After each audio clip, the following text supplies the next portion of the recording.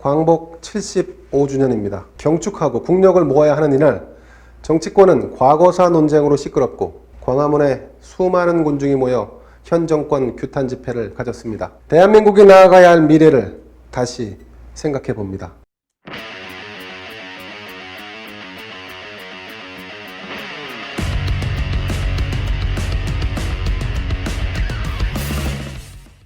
광복절, 이 뜻깊은 날, 국가 지도자는 과연 어떤 메시지를 던져야 할까요? 물론 정답은 없습니다. 그러나 국민이 대체로 공감하는 바는 있을 것입니다. 그래서 오늘은 과거 노무현 전 대통령의 광복절 경축사와 문재인 현 대통령의 경축사를 비교해 봤습니다. 문재인 정부 임기가 1년 9개월가량 남은 시점, 2006년 8월 15일도 노무현 대통령 임기 4년차라는 공통점이 있습니다. 문정권 사람들은 노무현의 후예임을 자처합니다. 그래서 이들은 노무현 정신을 자주 얘기하고 또 선명성 경쟁의 우위를 노리고 있습니다. 그럼 이 후예들은 노무현이 품었던 광복절의 의미를 고스란히 새기고 있는지 궁금해집니다. 그래서 한번 찾아봤습니다. 지난 2006년 8월 15일 노무현 대통령의 경축사는 과연 어떤 내용을 담고 있을까요? 노무현, 문재인 두 사람의 경축사에서 매우 중요한 차이점을 발견할 수 있습니다. 우선 노무현의 광복절 경축사에는 부국 강병이라는 내용이 담겨 있으나 문재인 대통령이 어제 동대문 광복절 행사장에서 읽은 경축사에는 이런 내용을 찾아보기 어렵습니다. 지난 2006년 8월 15일 노무현 대통령은 광복절 경축사에서 경제성장, 한미 FTA, 북한 핵포기, 자주국방과 한미 안보 협력 강화 등의 내용을 담았습니다. 제국주의에 빼앗겼던 주권을 되찾아온 날, 우리는 국가의 소중함을 인식해야 하고 과거와 같은 치욕을 당하지 않기 위해 지도자 역시 부국 강병을 강조하며 국력을 하나로 모아야 합니다. 자, 여러분, 잘 사는 나라, 강한 나라는 외침을 당하지 않을 것입니다. 설사 외침을 당한다 할지라도 이를 능히 격퇴시킬 수 있다 할 것입니다. 이에 반해 문재인 대통령의 경축사는 사람과 존엄, 믿음, 평화, 촛불 같은 추상적 단어가 주를 이룹니다. 그러면서 이런 내용도 담았습니다. 모두가 함께 잘 살아야 진정한 광복이다. 남북 협력이 최고의 안보다. 심지어 한국판 뉴딜이라는 경제정책에 있어서 한국형 뉴딜의 핵심은 사람 중심의 상생이라고 했습니다. 자, 모두가 함께 잘 살아야 진정한 광복이다. 단어와 표현 자체는 아름답습니다. 하지만 무슨 말을 하고 있는지 알 수 없는 모호함이 느껴집니다. 잘 사는 것과 광복, 즉 주권 회복은 엄밀히 따지면 전혀 차원이 다른 이야기입니다. 추상적인 얘기라 해석의 여지는 있을지언정 서로 통한다 하기 어려울 것입니다. 자, 좋습니다. 100번 양보해서 이게 말이 된다 칩시다. 그럼 어떻게 모두가 잘 사는 세상을 만들지에 대해 말을 덧붙여야 하는데 그게 빠졌습니다. 현란한 수사만 있을 뿐 구체적 내용이 없는 겁니다. 남북 협력이 최고의 안보라는 표현도 물론 그렇게 말할 수 있습니다. 그럼 남북 평화의 최대 위협인 북한 핵무기에 대해 뭐라도 한마디 덧붙여야 하지 않았을까요? 노무현 대통령의 경축사에서처럼 적어도 북한은 남북 평화를 위해 핵을 포기하라는 정도의 내용은 담겨야 하지 않았을까요?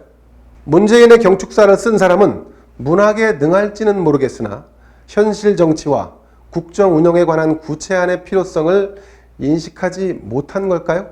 아니면 그걸 넣지 않고도 그저 현란한 수사로 국민을 감화시킬 수 있다고 생각한 겁니까?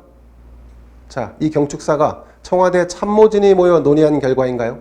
아니면 문 대통령의 국정 운영 스타일이 이제껏 이 정도 문구와 이 정도 문장으로 치장하는데 지나지 않았던 겁니까? 국방의 핵심인 군인의 수는 줄고 있습니다. 훈련도 축소되고 있습니다.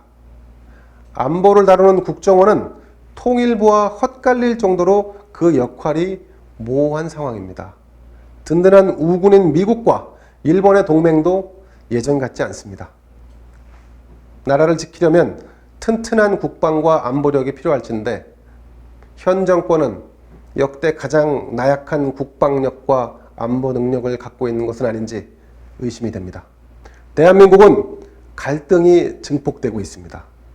자와 우의 대립은 물론이고 빈부 갈등, 세대 갈등, 여기에 성차별 등 사회가 어수선합니다. 그런데 문 대통령의 광복절 경축사에는 이런 갈등을 봉합하겠다는 대화와 타협의 의지를 찾아보기 어렵습니다. 이에 반해 노무현의 경축사는 어땠을까요? 몇 대목을 소개하겠습니다. 우리 정치와 사회에는 아직도 대화와 타협을 거부하는 극단주의가 남아있다. 국민의 뜻을 하나로 모으는 유일한 방법은 민주주의를 제대로 하는 것이다. 민주주의의 원리의 핵심은 상대주의와 관용이다. 176석의 거대 여당을 향해 하고 싶은 얘기가 모두 담겨 있습니다. 민주당은 국회를 사실상 독식하고 일방통행식 운영을 하고 있습니다. 법안 논의와 처리는 민주당만 있으면 가능하고 또 실제로 그렇게 운영되고 있습니다. 청와대는 부동산 정책을 23차례나 발표하고도 모자라 또 다른 정책을 만들고 있습니다. 시장은 무시하고 국민 여론은 제대로 살피지 않습니다. 그저 집값을 때려잡겠다는 식입니다. 검찰도 마찬가지입니다. 검찰을 개혁한다고 했으나 다수 대중은 이 일을 맡아 추진하는 추미애 법무부 장관의 막무가내식 행동에 오히려 혀를 차고 있는 상황입니다. 무언가 잘못되어 가고 있다는 얘기지요. 그 어디에서도 노무현 대통령이 말한 상대주의와 관용을 찾아보기 어렵습니다. 그래서일까요? 자신들이 임명한 검찰총장의 입에서 독재와 전체주의라는 단어가 튀어나옵니다. 이에 대해 민주당 한 국회의원은 개가 주인을 무는 꼴이라고 했습니다. 검찰총장이 개입니까? 문재인 대통령이 이 나라의 주인입니까? 도대체 집권당의 최고위원이 되겠다는 자의 의식 수준이 이 정도밖에 되질 않는 겁니까? 8월 15일 광화문 일대는 문재인 정권을 규탄하는 시민들로 가득했습니다. 코로나19와 장마에도 불구하고 현 정권 규탄 집회에 수많은 인파가 몰린 것입니다. 문 대통령은 늘 말합니다. 사람이 먼저고 인간의 존엄이 중요하고 믿음을 주어야 하고 정부는 제 역할을 다해야 하고, 그런데 길거리를 가득 메운 집회 참가자들은 당신이 말하는 사람이 아니고 인간이 아니며 믿음을 나눌 대상이 아닙니까? 묻지 않을 수 없습니다. 문 대통령은 이 집회에 대해 용서할 수 없는 행위라는 말까지 했습니다. 용서할 수 없는 행위, 무서운 말입니다. 노무현의 정신을 따른다는 후배들은 지금 노무현과 다른 언어, 다른 정책, 그리고 방향으로 이 나라를 끌고 가고 있는 건 아닌지 걱정이 됩니다. 혼란에 빠진 대한민국, 그대들은 진정 노무현 정신을 따르고 있습니까? 다시 묻지 않을 수 없습니다. 광복절 75주년, 정권의 현란한 수사와 감성적 연출만으로는 대한민국의 부국강병을 이끌 수 없다는 점은 명확해 보입니다.